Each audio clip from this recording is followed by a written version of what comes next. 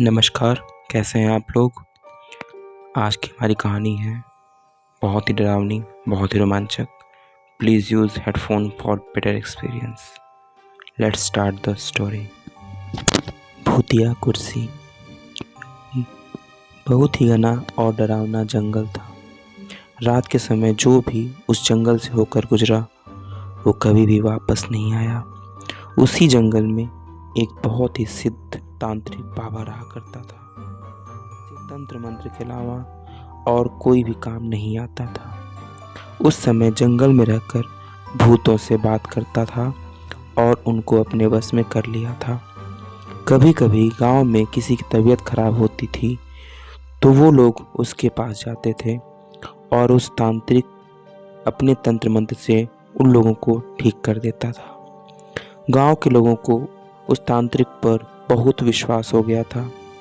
उन लोगों को लगा कि तांत्रिक हमारा और हमारे गांव का रक्षक बनकर आया है, लेकिन उन्हें नहीं पता था वह तांत्रिक अपने जादू मंत्र से धीरे धीरे गांव के एक एक आदमी को गायब कर रहा है। तांत्रिक ने अपने पास एक कुर्सी रखी थी। वो कोई मामूली कुर्सी नहीं थी। जब भी वो लोग पूजा पाठ करता था उस कुर्सी पर बैठकर करता था ताकि वह सिद्ध तांत्रिक बन सके और जो चाहे वह कर सके। कुछ समय बीता, गांव में हड़कंप मच गया कि आखिर हमारे गांव के लोग धीरे धीरे कहाँ गायब हो रहे हैं। फिर उन्हें उस तांत्रिक बाबा पर शक हुआ और एक दिन गांव के कुछ लोग उस जंगल की ओर चल दिए, ये पता करने के लिए कि आखिर हमारे गांव के लोग अचानक गायब कहाँ हो जाते हैं। वे लोग धीरे धीरे जंगल के बहुत अंदर चले गए। जंगल एकदम घना और डरावना था। थोड़ी दूर आगे जाने के बाद उन्हें एक रोशनी जलती हुई नजर आई। फिर वे लोग वहां जाते हैं और देखते हैं कि तांत्रिक अपने पैरों के नीचे एक आदमी को दबा के रखा है जो कि बेहोश हालत में था। जब गांव वाले उसके नज़दीक गए तो पहचान लिए कि ये तो हमारे गांव का आदमी है जिसको हम लोग सुबह से ढूंढ रहे हैं। गांव वालों को देखकर तांत्रिक वहां से भागने लगा। तभी गांव के सारे लोग उसे चारों तरफ से घेर कर पकड़ लिए और एक पेड़ से बांध दिए। फिर पूरे जंगल में आग लगा दिया गया और उस गांव को उस आदमी को लेके अपने गांव लौट गए।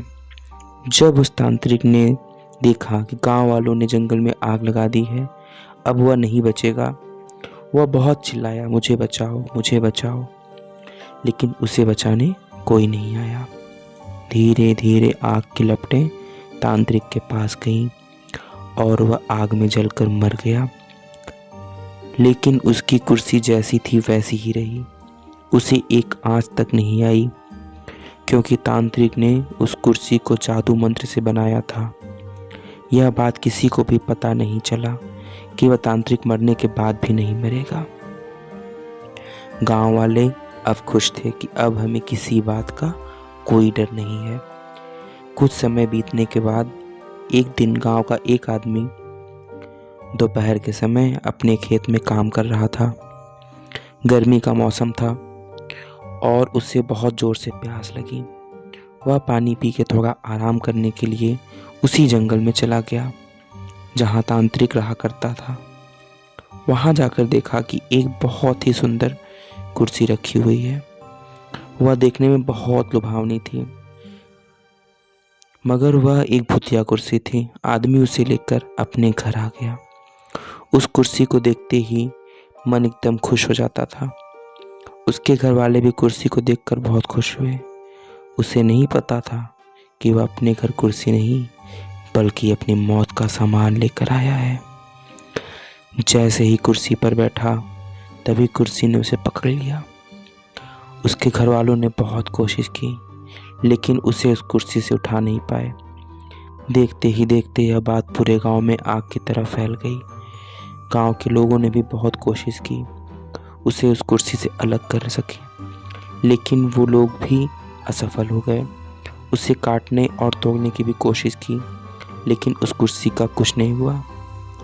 थोड़ी देर के बाद गांव वालों के सामने ही उस कुर्सी में अपने आप आग लग गई।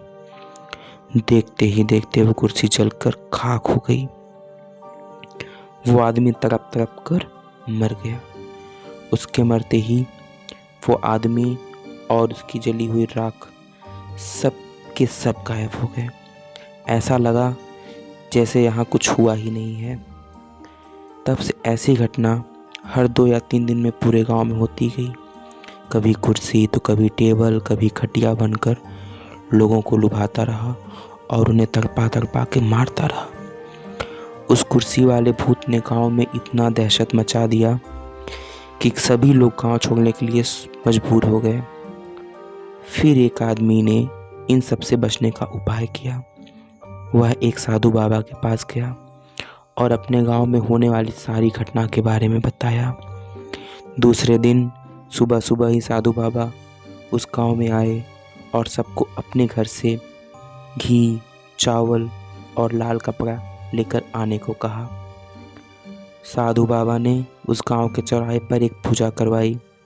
साधु बाबा ने सुबह से लेकर शाम तक उस पूजा में हवन किया और सभी लोगों को उस लाल कपड़े में थोड़ा थोड़ा चावल डालकर दिए और बोले कि इस कपड़े को अपने घर के दरवाजे पर लटका देना। अब से कोई तुम्हारा कुछ नहीं बिगाड़ पाएगा। सारे गांव के लोग ऐसा ही किए जैसा कि साधु बाबा ने बताया था।